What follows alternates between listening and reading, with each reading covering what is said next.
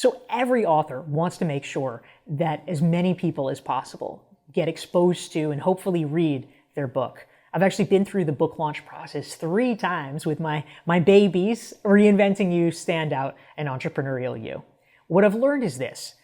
One of the most important ways to publicize your book these days is through podcasts. And part of the reason that this is so critical is that people who are interested and invested enough in listening to a podcast, a half-hour or hour-long show on a given subject, are usually the exact right target audience for reading a book on that subject. Additionally, in the old days, you would do a book tour, but the truth is, in most bookstores, if you have 50 people who show up for an event, that is a huge, large number that would fill the bookstore.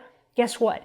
Even the smallest podcasts will have 50 listeners. So at scale, you can reach many more people with much less effort. Of course, the biggest podcasts have far more listeners than that, thousands or tens or hundreds of thousands of listeners. So overall, it's a far more effective way to reach people.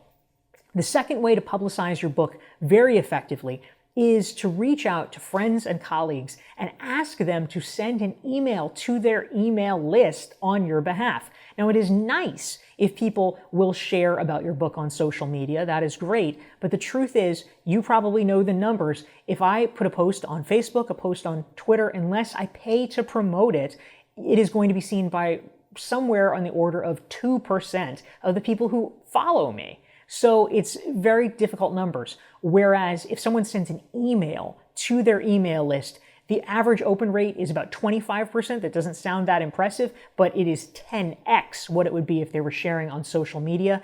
And if you have friends who have large lists, or even if they don't, even if we're talking about a casual friend sending messages to their friends, just saying, hey, I think you'd like it, you can get much higher uptake. That is the way that you begin the process of working hard to get your book read.